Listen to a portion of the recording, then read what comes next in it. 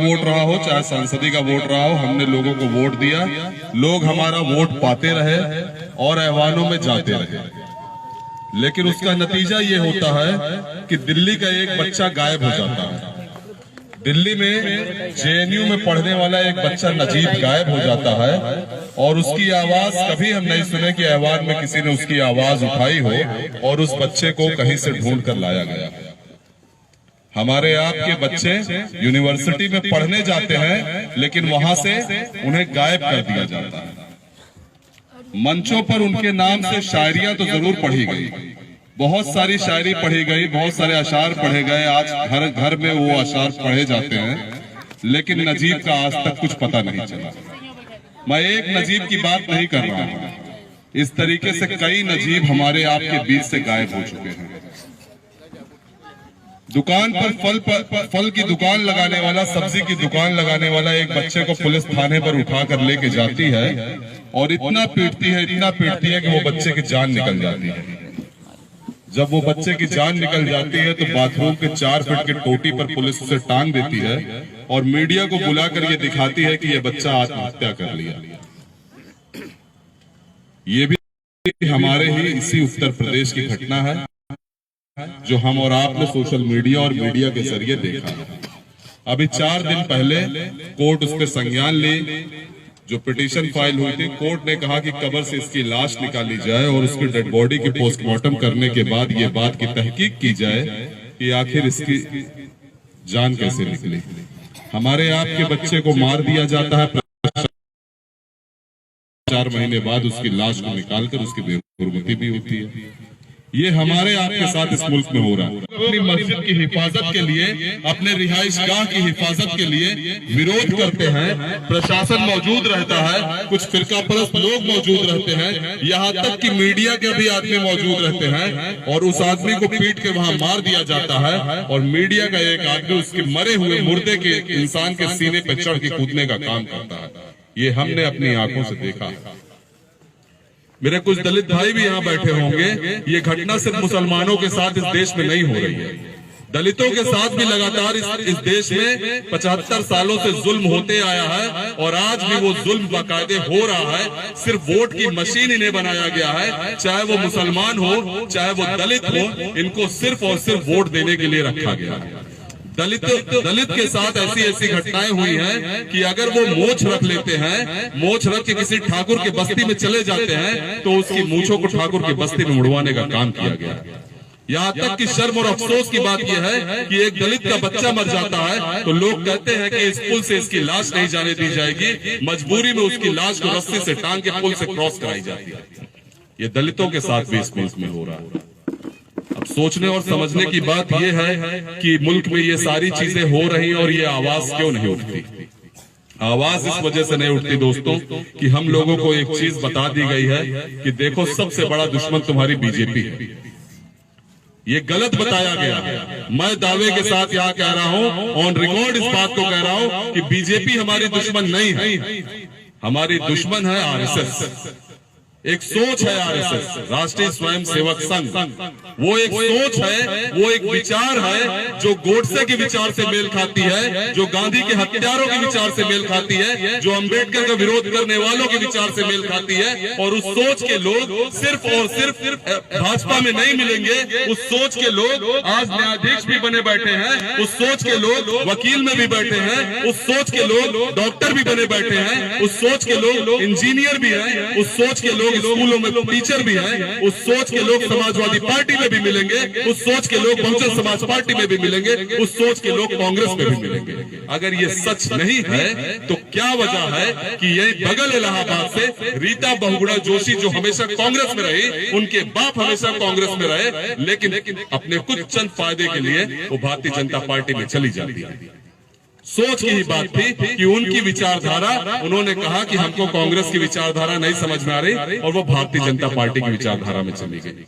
हकीकत यह है कि उनकी विचारधारा कभी थी नहीं सेक्युलर विचारधारा, उनकी विचारधारा हमेशा कम्युनल थी, सांप्रदायिक थी, हमेशा उनकी विचारधारा ऐसी थी। लेकिन जब तक हमारे वोट की जरूरत थी तब तक तो वो हमारी सगी बनी रही। इसी तरीके से इसी प्रतापगढ़ में रत्ना सिंह नाम की एक नेता हुआ करती थी जो कांग्रेस से जुड़ी हुई। प्रमोद तिवारी के साथ वो आया करती थी, हम और आपने अपना वोट दिया था, उनको सांसद बनाया था। आज उनकी विचार बदल गया, उनका विचार बदल गया और इस वक्त वो भारतीय जनता पार्टी में। इसी तरीके के विचारधारा के लोग, इसी तरीके के विचारधारा एक सुनील सिंह नाम का इंसान था, जिसको लगा कि भारतीय जनता पार्टी में हमारी दाल नहीं गलने वाली है। वो सुनील सिंह जिसने अपनी जबान से ये अल्फाज निकाले थे कि मुसलमानों की बहन बेटियों को कब्रों से निकाल के उनके साथ जिना कराना चाहिए।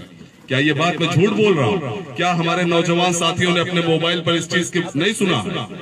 सबके मोबाइल पर है। आज भी अपने मोबाइल पे जाइए, यूट्यूब पे सर्च करिए, सुनील सिंह का वो रिकॉर्ड आपके सामने निकल कर आ जाएगा। क्या ये बात सच नहीं है कि बहुत बड़े मंत्री अपने आप को कहे जाने वाले स्वामी प्रसाद मौर्य अभी कुछ दिन 5 साल पहले तो वो बहुजन समाज पार्टी के बहुत बड़े नेता हुआ करते थे, लेकिन 5 साल वो इसी भारतीय जनता पार्टी में मंत्री रहे, यही विधायक बने और मंत्री पद संभालने के बाद जब इस बार उनको लगा कि उनको भारतीय जनता पार्टी से टिकट नहीं मिलेगा या भारतीय जनता पार्टी में उनका मामला नहीं सही चलेगा, तो वो चले गए समाजवादी पार्टी में आ गए। जब वो भारतीय जनता पार्टी में थे तो उनके बयान क्या है पता? उन्होंने बयान दिया था कि मुसलमान 3 तलाक अपनी बीवियों को अपनी हवस पूरा करने के लिए देते हैं। अपने दिल पर हाथ रख के कहिए कि क्या यही वजह है आप 3 तलाक इसी वजह से देते हैं? ये बात सच है कि 3 तलाक इस्लाम में मना है, हमें 3 तलाक एक साथ नहीं देना चाहिए। कुरान पाक में 3 तलाक देने का एक तरीका बताया गया है, ये गलती हमारी थी, लेकिन उसी के साथ साथ संविधान ने ये बात की भी इजाजत दी थी कि दीन तुम्हारा पर्सनल मसला है, तुम जिस दीन को मानने वाले हो, तुम हिंदू हो, तुम मुसलमान हो, तुम सिख हो, तुम जैन हो, तुम बौद्ध हो, तुम पारसी हो, यहाँ तक कि तुम अगर कोई दीन भी नहीं मानते तब भी मुल्क का संविधान तुम्हारी हिफाजत की बात करता है। मुल्क का संविधान ये कहता है कि तुम जैसे चाहो अपने दीन को उस तरीके से चल सकते हो। तुम्हारा दीन 5 वक्त की नमाज की बात करता है तो तुम 5 वक्त नमाज पढ़ सकते हो। तुम्हारा दीन अगर दाढ़ी रखने की बात करता है तो तुम दाढ़ी रख सकते हो। तुम्हारा दीन अगर टोपी लगाने की बात करता है तो तुम टोपी लगा सकते हो। तुम्हारा दीन अगर निकाह करने की बात करता है तो निकाह कर सकते हो। तुम्हारा दीन अगर तलाक देने की बात करता है तो तुम तलाक दे सकते हो। तुम्हारे दीन में मदाखलत नहीं की जाएगी। ये बात 1952 में हमें यकीन दिलाई गई थी और डॉक्टर भीमराव अंबेडकर साहब ने इस बात को संविधान में लिख दिया था। लेकिन फिर क्या वजह होती है कि हमारे दीनी मामले में पार्लियामेंट में मदाखलत की जाती है? उसकी सिर्फ और सिर्फ एक वजह है कि हम और आप अपनी आवाज उठाने के लिए जिसको भेजे थे ऐवान में, वो हमारी और आपकी आवाज नहीं उठी। क्या ये सच नहीं है कि उस वक्त पार्लियामेंट में एसटी हसन साहब मौजूद थे? मुरादाबाद के सांसद थे एसटी हसन साहब और पार्लियामेंट में मौजूद थे। संभल के सांसद शफीकुर रहमान बर्क साहब पार्लियामेंट में मौजूद थे। आजमगढ़ से चुने हुए सांसद अखिलेश यादव उस वक्त पार्लियामेंट में मौजूद थे। रामपुर के सांसद आजम खां मौजूद थे और उनके बाप मुलायम सिंह यादव भी उस वक्त मौजूद थे। लेकिन किसी ने इस मसले पर कोई आवाज नहीं उठाई। अगर आवाज उठाने वाला कोई था तो उसका नाम सिर्फ बैरिस्टर असदुद्दीन ओवैसी और इम्तियाज जलील था। इसी तरीके के दूसरे बिल उसी पार्लियामेंट में तमाम तरह के मंसूबाबंद तरीकों से मुसलमानों के खिलाफ एक मंसूबाबंद साजिश रची जा रही थी। बिल पेश किए जा रहे थे, कानून बन रहा था। एक बिल आप सब सुने होंगे, यूएपीए जिसे कहा जाता है, अनलॉफुल एट्रोसिटीज प्रिवेंशन एक्ट जिसे कहा जाता है। यानी कोई आदमी किसी भी आतंकवादी मसले में लिप्त है, कोई इस तरीके का काम कर रहा है जिससे देश को खतरा है, तो उस आदमी के ऊपर यूएपीए लगाया जाएगा। कानून उससे पहले भी था, ये यूएपीए का कानून उससे पहले भी था, लेकिन उसमें एक तरमीम की गई, उसमें अमेंडमेंट किया गया, तरमीम की गई और उसका बहस पार्लियामेंट में हो रही थी। तरमीम यह किया गया कि दिल्ली में बैठा हुआ एनआईए अधिकारी अगर चाहे तो इस गांव के किसी भी बच्चे को उठाकर लेकर चली जाए और 6 महीने तक कोई सवाल उससे नहीं पूछ सकती कि आखिर मेरा बच्चा कहाँ चला गया। जांच के नाम पर वो आपके बच्चे को लेकर चाहे जहां रखे, चाहे जितना टॉर्चर करे, लेकिन कोई उससे सवाल नहीं पूछ सकता। जबकि आम कानून ये है कि 24 घंटे के अंदर अगर पुलिस आपको उठाती है, रानीगंज की पुलिस आपके बच्चे को ले जाती है, तो 24 घंटे के अंदर उसे कोर्ट में पेश करना पड़ता है। लेकिन एक कानून ऐसा भी मुल्क में बन रहा था कि 6-6 महीने के लिए पुलिस चाहे तो जिसको चाहे उठा कर लेकर चली जाए। जब इस बात ये बिल पेश हुआ तो सबसे पहले असदुद्दीन ओवैसी साहब ने इसको देखा और इस पर उन्होंने आवाज उठाई। उन्होंने कहा कि ये कानून जो बन रहा है ये इस मुल्क के सिर्फ गरीब तबकों को दबाने के लिए, कमजोर तबकों की आवाज को कुचलने के लिए कानून बनाया जा रहा है, जिसमें खास करके मुसलमान और दलित और बैकवर्ड अगर अपनी आवाज उठाएंगे तो उनके ऊपर यूएपीए लगा दिया जाएगा। ये बात असदुद्दीन ओवैसी साहब ने जब कही तो मीडिया ने सवाल पूछा, आजम खान साहब क्या ये बात सच है जो ओवैसी साहब कह रहे हैं? एसटी हसन साहब क्या ये सच है? या शफीकुर रहमान बर्क साहब या अखिलेश यादव, मुलायम सिंह, आप बताइए क्या ये जो बात कही जाती है, जो इस वक्त असदुद्दीन ओवैसी साहब इस बिल का विरोध कर रहे हैं, क्या ये सच है? तो आपको पता है उस वक्त क्या कहा गया? उस वक्त ये लोग कहे कि असदुद्दीन ओवैसी फिरका परस्त है, वो सिर्फ एक धर्म के लोगों का चश्मा अपनी आंखों पर लगा लिए हैं, उन्हें सिर्फ किसी भी कानून में सिर्फ एक धर्म वाले दिखाई देते हैं, वो गलत बात बोल रहे हैं। उस वक्त हमारे बहुत मुसलमान भाइयों ने कहा कि असदुद्दीन ओवैसी को सिर्फ एक धर्म को लेकर चलते हैं, सिर्फ एक जात की बात करते हैं। लेकिन आज आप उठाकर देख लो मेरे दोस्तों, मेरे बड़े जो भी यहाँ पर मौजूद हैं, मैं आपसे ये बात बताना चाहता हूँ, जो बात उस दिन असदुद्दीन ओवैसी साहब ने कही थी, आज वो बात क्या साबित नहीं हो रही है? क्या दिल्ली में पढ़ने वाला, जामिया में पढ़ने वाला एक बच्चा, जेएनयू में पढ़ने वाला एक बच्चा आज 2 साल से जेलों में बंद नहीं है? जिसका नाम शर्जिल इमाम है, जिसका नाम उमर खालिद है, जिसका नाम खालिद सैफी है, जो सफूरा जरगर है, क्या ये लोग यूएपीए के तहत 2 सालों से जेलों में बंद नहीं है? ये कोई आतंकवादी नहीं है। इन्होंने सिर्फ और सिर्फ हमारे आपके मसले पर आवाज उठा दिया था। सीएनआरसी का बिल का विरोध हो रहा था, दुनिया के हर कोने में इसका विरोध हो रहा था। पार्लियामेंट में इस बिल को फाड़ कर असदुद्दीन ओवैसी साहब ने हमारी आंख खोलने का काम किया था। सीएनआरसी का विरोध दिल्ली से शुरू होता है, जामिया से शुरू होता है, बढ़ते बढ़ते इलाहाबाद तक आता है, प्रतापगढ़ में उसका विरोध होता है, हिंदुस्तान के कोने कोने में विरोध होता है। यहाँ तक कि दुनिया का कोई ऐसा मुल्क नहीं था जहाँ इस कानून का विरोध नहीं हुआ हो, क्योंकि वो कानून एक काला कानून था। उस कानून में ये कहा गया था कि हिंदू, पारसी, सिख, जैन, बौद्ध, ईसाई सबको नागरिकता दी जाएगी, लेकिन अगर मुसलमान है तो उससे पूछा जाएगा तू अपनी नागरिकता साबित कर, तू बता कि तू इस मुल्क का शहरी है। अगर तेरे कागज में कमी रहेगी तो तुझे डिटेंशन सेंटर में डाल दिया जाएगा। क्या ये सच नहीं है कि केरला, आसाम के 55,000 लोगों को डिटेंशन सेंटर में डाल दिया गया था? आज बंगाल तक पहुंची, विरोध बंगाल से शुरू हुआ, दिल्ली तक आवाज पहुंची, शाहीन बाग बन गया। और इसकी आवाज, इस आवाज को उठाने वाला कोई था तो पार्लियामेंट में आपका और हमारा कायद बैरिस्टर असदुद्दीन ओवैसी साहब थे, जिन्होंने पार्लियामेंट में बिल फाड़ कर इस बात को दिखाया था कि हाँ ये काला कानून। इसी बात का विरोध उस वक्त शर्जिल इमाम कर रहे थे, इसी बात का विरोध उमर खालिद कर रहे थे, इसी बात का विरोध खालिद सैफी कर रहे थे, इसी बात का विरोध और तमाम लोग कर रहे थे। दिल्ली में दंगा भड़क जाता है, एक पार्टी के लोग कहते हैं कि इन लोगों को काट डालो, मार डालो। किसने दंगा करवाया था? दुनिया सुनी थी कि कौन है दंगा करवाने वाला, लेकिन हमारे नौजवानों पे दंगा का इल्जाम लगाकर उनका यूपीए लगाकर उनको जेल की काली कोठरी में डाल दिया गया। कभी आपने अखिलेश यादव की जुबान से सुना कि उनके साथ गलत हो रहा है? कभी आपने सुना कि नहीं मुलायम सिंह कभी उनकी भी बात कर रहे हो? कभी आपने इस बात को सुना कि शफीकुर रहमान बर्क साहब भी सांसद हैं, एसटी हसन साहब भी समाजवादी पार्टी के सांसद हैं? कभी आप लोग नहीं सुनेंगे। इस वजह से नहीं सुनेंगे कि इनकी तो बात छोड़िए, जब 3 तलाक यानी आपके शरीयत में मदाखलत हो रही थी, शरीयत का कानून, शरीयत में मदाखलत करके एक कानून लाया जा रहा था, और उसी पार्लियामेंट में उस वक्त के सांसद, किशनगंज के सांसद मौलाना असरारुल हक कासमी साहब मौजूद थे, जो कांग्रेस पार्टी से थे। जब विरोध किया जा रहा था, जब असदुद्दीन ओवैसी साहब और इम्तियाज जलील साहब विरोध कर रहे थे, तो वो चुपचाप बैठे थे। जब पार्लियामेंट से बाहर निकलते हैं तो मीडिया उनसे पूछती है कि मौलाना साहब आप तो मौलाना हैं, आप तो दीन के बारे में इनसे बेहतर जानते होंगे, आखिर आप बताइए कि सच क्या है? ये बिल जो है, ये बिल किस तरीके से मुसलमानों के खिलाफ है? मौलाना ने कहा मैं बोलना तो बहुत चाह रहा था पार्लियामेंट में, लेकिन मेरी पार्टी ने मेरी जबान बंद कर दी थी। मुझे कहा गया था कि आप इस मसले पर आवाज नहीं उठाएंगे। मेरे दोस्तों, तब जरूरत पड़ती है ऑल इंडिया मजलिस इत्तेहादुल मुस्लिमीन की, कि ऑल इंडिया मजलिस इत्तेहादुल मुस्लिमीन एक ऐसी पार्टी होनी चाहिए कि जब मुसलमानों पे जुल्म हो, दलितों पे जुल्म हो, बैकवर्ड पे जुल्म हो, या और कोई शोषित और वंचित वर्ग पर जुल्म हो, तो आजाद एक आवाज होनी चाहिए, जो आवाज यहाँ से लेके सड़कों से लेके पार्लियामेंट तक उठनी चाहिए, पार्टी लाइन से हटकर बात होनी चाहिए। जुल्म जिस पर भी होगा आवाज आजाद होनी चाहिए, वो आजाद उठनी चाहिए। आज यही बात ओवैसी साहब ने साबित किया है कि चाहे जिस पर जुल्म हुआ हो, चाहे वो दलितों पर जुल्म हुआ हो, चाहे वो रोहित वेमुला पर जुल्म हुआ हो, चाहे वो बैकवर्ड पे जुल्म हुआ हो, चाहे वो मुसलमानों पे जुल्म हुआ हो, आवाज उठाने वाला कोई एक शख्स है जो पार्लियामेंट से लेकर टीवी डिबेट से लेकर अपने मंचों तक पर आवाज उठाता है, तो उसका नाम सिर्फ बैरिस्टर असदुद्दीन ओवैसी। क्या ये बात सच नहीं?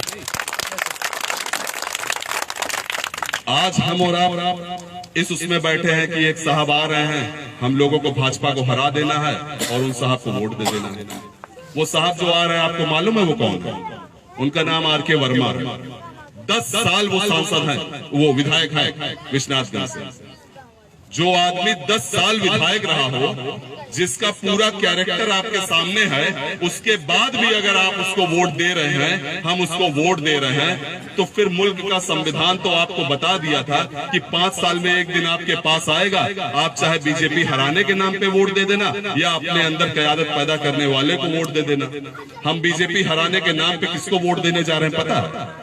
शकील भाई को या सयाद अली चचा को अगर टिकट मिल गया होता तो शायद एक बार मैं भी सोचता कि इस गांव में चलकर ये प्रोग्राम की क्या जरूरत है। ठीक है, उनको टिकट मिल गया, वो चुनाव लड़ रहे हैं, जैसे कैसे भी होंगे, हैं अपने भाई हैं। जब हम पर जुल्म होगा तो वो विधायक बने रहेंगे, तो हो सकता है आवाज उठाएंगे। लेकिन अखिलेश यादव को ये बात मालूम, प्रतापगढ़ में शायद उत्तर प्रदेश में सबसे ज्यादा जुल्म अगर किसी जिले में हुआ है तो प्रतापगढ़ में हुआ है। हमारे कम से कम 120-22 नौजवान ऐसे हैं जिनको मैं जानता हूं, जिनके चेहरे से मैं उनको पहचानता हूं, जिनके नाम से मैं जानता हूं कि उनके पैर में, दाहिने पैर के घुटने में गोली मार के उनको अपाहिज बना दिया गया। बच्चे ऐसे ही मैदान में क्रिकेट खेल रहे थे, एसओजी की गाड़ी पहुंचती है, लड़के को बुलाती है कि तुम इधर आ जाओ। इसी यहियापुर का एक लड़का है, शोएब नाम का बच्चा है, 4 बजे शाम को एसओजी टीम पहुंचती है, सारे लड़के ऐसे खड़े रहते हैं, देखते रहते हैं। शोएब को एसओजी टीम अपने गाड़ी पे बैठाती है, उसके साथ एक बच्चे को और बैठाती है, दूसरे बच्चे को ले जाके दीवानगंज चौकी उतार देती है, शोएब को लेके चली जाती है। रात के 12-1 बजे खीरी बीर पुल पर यह दिखाती है कि शोएब को हम रोकना चाह रहे थे, लेकिन ये लड़का हम पर फायरिंग कर दिया। जवाबी फायरिंग हमको करनी पड़ी, जिसमें इसके दाहिने पैर में गोली लगी और उसके दाहिने पैर में गोली लगने के बाद इसको अपाहिज कर दिया गया। ये बात अगले दिन हम सोशल मीडिया और तमाम न्यूज़पेपर में पढ़ लेते हैं, और हम और आप चुपचाप बैठे रहते हैं। हमारे नौजवान बच्चे अपाहिज बन रहे हैं। मैं बड़े दावे के साथ इस बात को कह रहा हूं, मैं 7 दिन इसी अपने जो जिला कारागार है मैं रह कर आया हूं, मैं देखा हूं 4 नौजवान हमारे साथ थी, माशाअल्लाह बहुत खूबसूरत हैं, स्मार्ट हैं, अच्छी पर्सनालिटी के हैं, कहीं भी कुछ भी कर सकते थे, खा कमा सकते थे। 2017 से पहले उन पर एक मुकदमा नहीं था, 2017 के बाद उन पर इतने मुकदमे लाद दिए गए, उन्हें गैंगस्टर बना दिया गया, उन्हें गुंडा बना दिया गया। आज वो वहां पर बैसाखी लेकर चलने को मजबूर है, गाड़ी पर लगते हैं, वज्रवाहन पे कचहरी आते हैं, अपनी तारीख पर पेश होते हैं, लेकिन अपाहिज होकर उस जेल में पड़े हुए हैं। ना तो उनकी जमानत हो पा रही है, ना तो उनका इलाज हो पा रहा है। आज वो नौजवान जो अच्छा खासा अल्लाह ने उसे सेहत दी थी, लेकिन उसे यहाँ के प्रशासन ने अपाहिज भेज दिया। हमारे आपके पढ़े लिखे नौजवान साथी, यही उमर खालिद के साथ एक लड़का हुआ करता था कन्हैया कुमार। आप सब कन्हैया कुमार का नाम सुने होंगे। कन्हैया कुमार थे, इस वजह से आज वो कांग्रेस के बहुत बड़े लीडर बन गए हैं। लेकिन उमर खालिद थे, वो मुसलमान था, वो कोई अपराधी नहीं था, वो कोई आतंकवादी नहीं था, वो कोई टेररिस्ट नहीं था, वो कोई देशद्रोही नहीं था। उसे भी देश से उतना प्यार है जितना प्यार महात्मा गांधी को था, जितना प्यार बाबा साहब भीमराव अम्बेडकर को था, जितना प्यार और लोगों को होगा उससे ज्यादा प्यार उसे था। क्योंकि मुल्क में जब कोई भी काला कानून बनता था, मुल्क में महंगाई का मसला होता था, बच्चों की तालीम का मसला होता था, यूनिवर्सिटी पर अटैक होता था, तो सबसे पहले वही जेएनयू से आवाज उठती थी और उसमें सबसे आगे कोई रहता था तो उमर खालिद रहता था। ये बात सरकार को अच्छी नहीं लगी, और सबसे अच्छी बात उसको ये लगी कि ये मुसलमान है, कोई आवाज नहीं उठाएगा, न समाजवादी पार्टी बोलेगी, न बहुजन समाज पार्टी बोलेगी, न कांग्रेस के लोग बोलेंगे। ऐसा करो, यूएपीए लगाओ, जेल में डालो, इसके माँ बाप परेशान हो, इसके भाई परेशान हो, इसकी बहनें परेशान होते रहे। मुसलमानों की यही जिंदगी बन गई है, डाल दो जेल में। आज 2 साल से वो जेल में।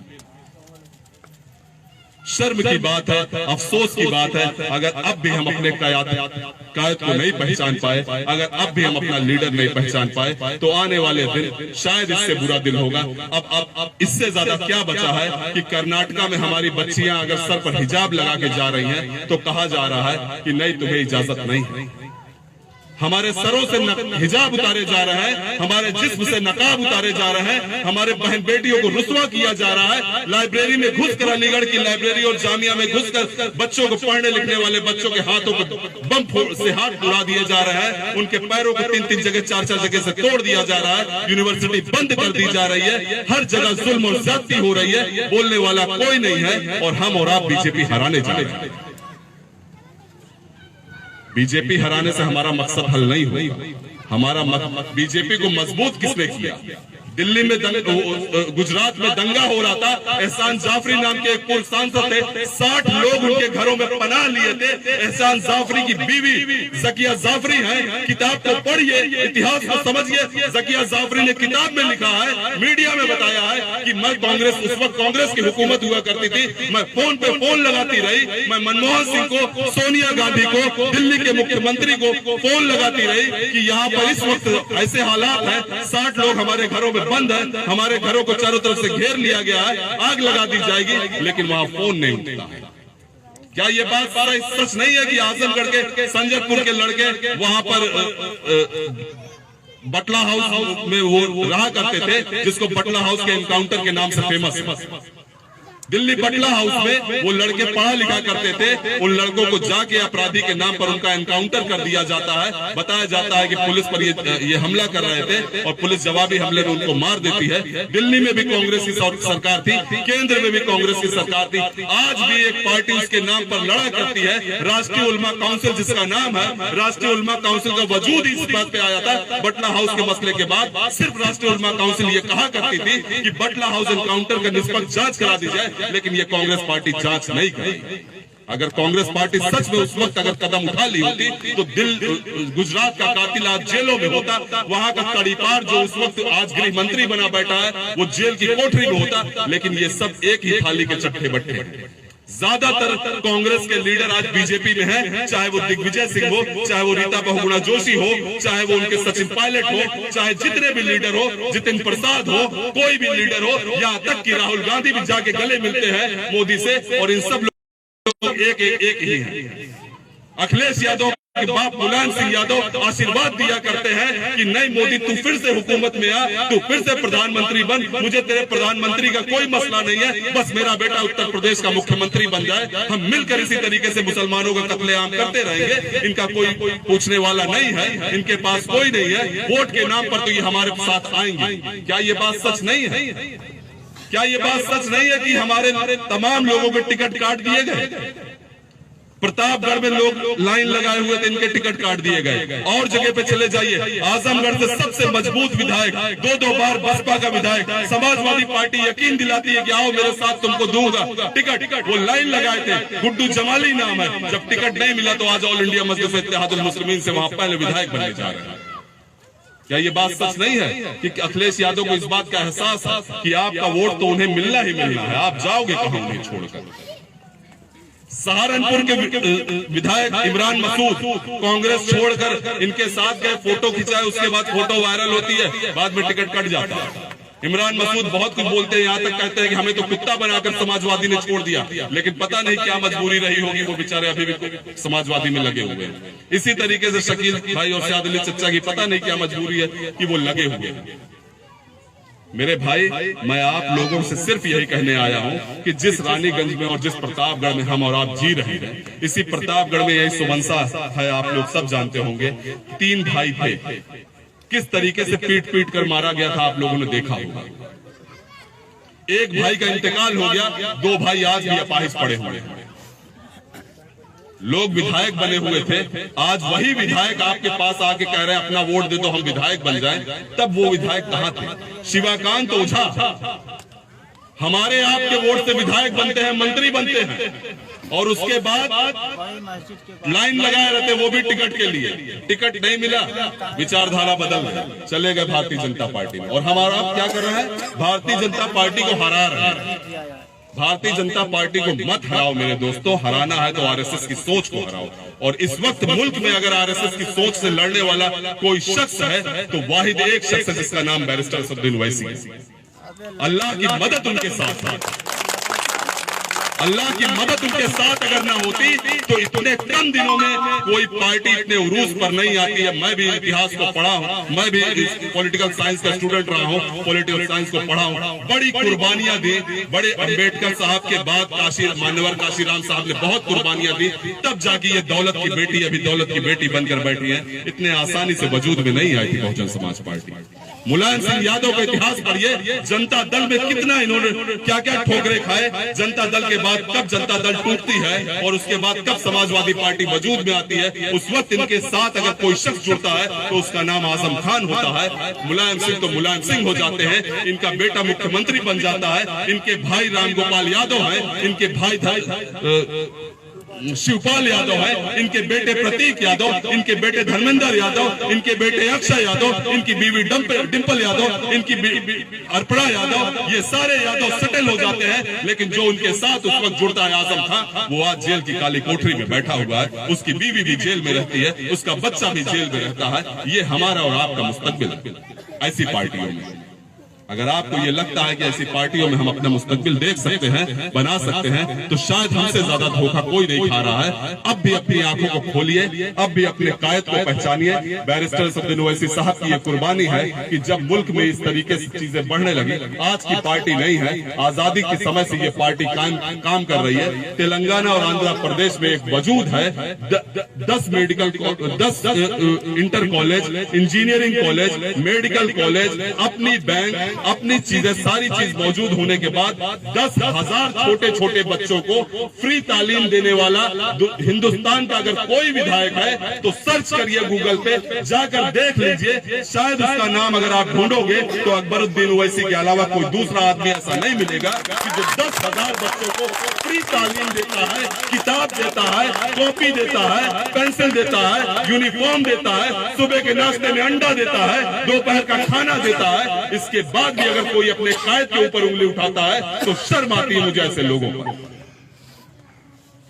ऐसे अकबरुद्दीन ओवैसी हैं, ऐसे अकबरुद्दीन ओवैसी हैं, ऐसे असदुद्दीन ओवैसी हैं कि यहां से निकल के महाराष्ट्र पहुंचते हैं, बताते हैं जुल्म और अत्याचार की कहानी। जब देखते हैं तो वहां पर अपने एक साथी को खड़ा करते हैं, पार्लियामेंट के चुनाव से 3 सीट पर लड़ते हैं, सिर्फ 3 सीट पर चुनाव लड़ते हैं। एक औरंगाबाद की सीट होती है, एक हैदराबाद ओवैसी साहब की खुद की सीट होती है, एक किशनगंज की सीट होती है। 22 साल शिवसेना के सांसद को औरंगाबाद की हिंदू मुस्लिम जनता एक साथ खड़ी होती है और 22 साल के सांसद को हराने का काम करती है। लोग कहते हैं ओवैसी साहब सिर्फ मुसलमान को लेकर चलने की बात करते हैं। कब ओवैसी साहब ने कहा? इसी उत्तर प्रदेश में 2022 के जिस चुनाव में 27 तारीख को हम वोट देने जा रहे हैं, चुनाव शुरू होता है पश्चिम से। पश्चिम की सीट साहिबाबाद है। पहली सीट साहिबाबाद से मनोज झा को टिकट दिया जाता है। मनोज झा और गामा वो भी ब्राह्मण है। आखिरी सीट 7वां चरण का चुनाव बनारस में होता है, जहां बनारस वाले मिश्रा जी को टिकट दिया जाता है। 20 हिंदू को, 100 में से 20 हिंदू भाइयों को हमने टिकट दिया है और टिकट देने के बाद चुनाव लड़ा रहे हैं। जिस सरजमीन पर मैं आज खड़ा हूं, यहाँ पर भी एक हिंदू भाई को टिकट दिया गया है, एक दलित भाई को टिकट दिया गया है। देने का वजह सिर्फ और सिर्फ ये था कि हम ही और आप ये कहते हैं कि वकील साहब सिर्फ मुसलमानों का वोट लोगे, इससे विधायक बनोगे। नहीं, सिर्फ मुसलमानों का वोट नहीं लूंगा। दलितों को इस बार मौका मिला है, लगातार राम श्रीमर शुक्ला के शक्ल में, धीरज ओझा के शक्ल में, शिवाकांत ओझा की शक्ल में इन लोगों को वोट देते दलित चले आए हैं। दलितों ने देखा है कि इनकी बेटी से बलात्कार होता है, अगर आवाज उठाने वाला कोई होता है तो उसका नाम अनिल सरोज होता है। हमारे आपके साथ तो ये भी नहीं। पुलिस लाइन के मस्जिद को बंद करने की बात होती है, शकील भाई नहीं दिखाई देते, सयाद अली चचा नहीं दिखाई देते। इनकी तो बात छोड़िए, इन्हीं की पार्टी जिसको आज ये लोग वोट दिलाने की बात कर रहे हैं, बड़े मजबूत विधायक हुआ करते थे। चाहे वो ये शिवाकांत ओझा रहे हो, चाहे मुन्ना यादव रहे हो, चाहे संजय पांडे रहे हो, चाहे उधर क्या नाम है उसका जो पट्टी से राम सिंह पटेल रहे हो, कोई नहीं दिखाई देता। आपकी मस्जिद में ताला लग जाए, लड़ाई लड़ेंगे, एमआईएम वाले लड़ेंगे, मुकदमा हम लोग लेते हैं। आज जाके देखिए मस्जिद में नमाज हो रही कि नहीं हो रही है। फक्र के साथ आप पुलिस लाइन में घुसते हुए जाइए, नमाज होगी। क्यों होगी? क्योंकि उसी परिसर में मंदिर भी मौजूद है, उसी परिसर में मस्जिद भी मौजूद है। और मंदिर और मस्जिद किसी अधिकारी की नहीं होती, वो अवाम की होती है। अवाम वहाँ जा सकता है, नमाज पढ़ सकता है। अगर आपको खतरा लग रहा है तो आप तलाशी लीजिए, चेकिंग करिए। आखिर यही चीज किया गया, ये अलाउ हुआ, वहाँ सिग्नेचर होता है और जाइए अपनी इबादत करिए। हिंदू भाई जाके मंदिर में अपनी इबादत करे, मुसलमान मस्जिद में जाके नमाज पढ़े। इस लड़ाई को लड़ी गई कि नहीं लड़ी गई? अगर लड़ाई न लड़ी गई होती तो आज पुलिस लाइन की मस्जिद में ताला लग गया होता। इसकी शुरुआत हो चुकी। CNRC के नाम पे प्रोटेस्ट होता है, इसी कचहरी में जाके धरना दिया जाता है। हमको और इसरार भाई को और हमारे कुछ साथियों को पुलिस उठाकर ले जाती है। कप्तान कहता है कि ये ऐसे लोग हैं जो पुलिस लाइन में मेरे सामने घुसते हुए चले गए, नमाज पढ़े, ये CNRC के नाम पे प्रोटेस्ट कर रहे हैं, मारो इनको 5-5 लाठी मारी जाती है, जेल भेजे जाते हैं। हम उसको सबको सह लेते हैं, इसलिए सह लेते हैं और फक्र करते हैं कि चलो कम से कम जहां हमारे 22 नौजवान शहीद हो गए, जहां हमारे तमाम नौजवान साथियों के हाथ कट गए, उनके पैर टूट गए, उन्होंने बहुत कुर्बानी दी, हमें तो अल्लाह ने सिर्फ 5 लाठी दिया। दोस्तों, अपनी लड़ाई लड़ने के लिए विधायक, मंत्री, सांसद का मसला नहीं है। हमको और आपको अल्लाह ने ये बता दिया है कि इज्जत जिल्लत हर चीज अल्लाह देने वाला है। वरना 6 फीट की दूरी से गोली चले और पूरे इरादे के साथ अगर कोई आके किसी को मारने की कोशिश करे तो क्या वो गोली लग नहीं सकती थी? लग सकती थी। मेरे कायद की कुर्बानी जो है वो जाया नहीं जाएगी। इंशाअल्लाह मैं रानीगंज की आवाम से ये उम्मीद रखता हूँ कि आप बगैर इस बात का गुणागणित लगाए हुए, जैसा भी हमारे बब्बे भाई कह रहे थे, इस समीकरण की बात छोड़ दीजिए। समीकरण के हिसाब से भी देख लीजिए तो इसी रानीगंज में हमारे भाई शकील भाई चुनाव लड़े थे, 58,000 वोट पाने का काम किए थे। 58,000 वोट में क्या हमारा वोट नहीं था? दलितों का वोट था, मैं मानता हूँ, दलित भाइयों का वोट था, लेकिन उसमें हमारा वोट कितना था? क्या उस वक्त शिवाकांत ओझा चुनाव लड़ रहे थे, 38,000 वोट पाने का काम किए थे, उसमें हमारा वोट नहीं था? शिवाकांत ओझा में भी हमारा वोट था। अगर इसी रानीगंज में आप मुत्तहिद होकर वोट करोगे तो 50,000 सिर्फ और सिर्फ आपका वोट पड़ने जा रहा है। दलित भाई 20,000 वोट देंगे तो आपका विधायक बनने जा रहा है। 27 तारीख को सबसे पहला विधायक उत्तर प्रदेश में इंशाअल्लाह रानीगंज से होने जा रहा है। फख्र आपको भी होगा, फख्र मुझको भी होगा और सबसे बढ़कर फख्र हमारे और आपके कायद बैरिस्टर सद्दीन ओवैसी को होगा कि रानीगंज की सरजमीन ने मुझे ये तोहफा दिया उत्तर प्रदेश में। क्या ये बात सच है? इतिहास लिखने का मौका बार बार नहीं आया। इतिहास लिखने का मौका आपके पास आया है। अल्लाह ने जरूर कोई ना कोई फैसला कर दिया है। अब सिर्फ और सिर्फ ये जिम्मेदारी आपके सरों पर है कि आप उस गुणागणित को लगाते हो, उसको वोट देते हो जिसको 10 साल आपने देखा है। उसी विधानसभा से इश्तियाक नाम के बच्चे को टेम्पो चालक को पुलिस उठा के ले जाती है, सोराव में पैर में गोली मार के अपाहिज बना देती है। तब ये विधायक जी आवाज नहीं उठाते। यही विधायक थे जब ऐवान में बैठे थे और लफ्ज जिहाद के नाम पर कानून बन रहा था। यही विधायक थे जब गौकशी के नाम पर कानून बन रहा था। ये मौजूदा विधायक थे, इन्होंने क्यों नहीं आवाज उठाया कि नए मुसलमानों के खिलाफ इस तरीके कानून न बनाओ, पार्टी से निकालना है तो निकाल दो। कभी आवाज नहीं उठाए। आज आपके बीच, हमारे बीच आते हैं, हमारे कुछ भाई आते हैं, मुझे अफसोस होता है उनके ऊपर, और वो कहते हैं नहीं नहीं आर के वर्मा को वोट दे तो नहीं धीरज ओझा जीत जाएंगे। धीरज ओझा जीत जाएंगे तो 5 साल जीत के जितना बिगाड़ना था बिगाड़ लिए, और बिगाड़ना चाहेंगे बिगाड़ देंगे। हम जीते हैं तो अल्लाह की मर्जी से जीते हैं, मरते भी हैं अल्लाह की मर्जी से मरते हैं। बहुत नुकसान इन्होंने किया। शुजातुल्लाह जो आज आपके सामने खड़ा है 10 मुकदमे का मालिक है, गैंगस्टर भी हो, गुंडा एक्ट भी लगाया। लेकिन हाँ, इसी आवाज के साथ चाहे वो जिले का कप्तान होगा बात करूंगा, चाहे वो कंधाई थाने के दरोगा होंगे उनसे बात करूंगा, चाहे रानीगंज के कोतवाल होंगे उनसे बात करूंगा। क्यों बोलूंगा, क्यों कहूंगा? क्योंकि मैं उस संविधान को पढ़ा हूं, मैं उन किताबों को पढ़ा हूं जिस किताब को पढ़कर वो दरोगा बने हैं। उसी किताब से मैं अपनी हिफाजत करना चाहता हूं। 19 तारीख को चुनाव के दिन जिस तरीके से इन्होंने मझानीपुर के लोगों पर लाठीचार्ज करी थी, जिस तरीके से मझानीपुर के वोटरों को मारने का काम किया था, इसी बात का विरोध किया था। 20 तारीख को पुलिस मेरे घर पहुंची थी और जैसे एक अपराधी के घर पे तोड़फोड़ की जाती है, उसी तरीके शुजातुल्लाह के घर पर भी तोड़फोड़ की गई थी। लेकिन फिर भी आपके बीच खड़ा हूं और इंशाअल्लाह खड़ा रहूंगा। अभी तो सिर्फ उन्होंने सामान तोड़ा था, अगर बुलडोजर लगा के घर भी गिरा देंगे तब भी इंशाअल्लाह शुजातुल्लाह घबराने वाला नहीं।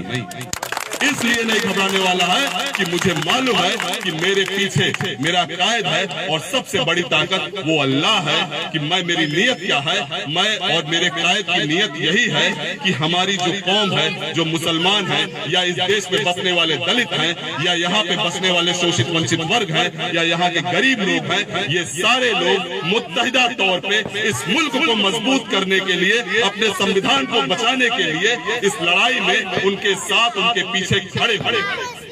27 तारीख बहुत नजदीक है, 21 तारीख को वैसी साहब आपके बीच चलकर आ रहे हैं। मैं आप सबसे दर्दमंदाना अपील करता हूं कि आप लोग ज्यादा से ज्यादा तादाद में, सिर्फ यही के लोग नहीं, पूरे रानीगंज में जहां जहां आपके रिश्तेदार नातेदार बसते हो, दोस्त अहबाब बसते हो, सोशल मीडिया के माध्यम से बात पहुंचाइए कि वैसी साहब के सामने हमें जाना है, अपने कायद को नजदीक से देखना है। हमने बहुत दिन अखिलेश यादव जिंदाबाद के नारे लगाए, हमने बहुत दिन मुलायम सिंह यादव जिंदाबाद के नारे लगाए, अब आज मौका मिला है, हमारे पास भी हमारा कायद है, हम भी असदुद्दीन ओवैसी जिंदाबाद के नारे लगाएंगे, हम भी अपने सर पर वो अलम बांधेंगे और वहां मौजूद रहेंगे।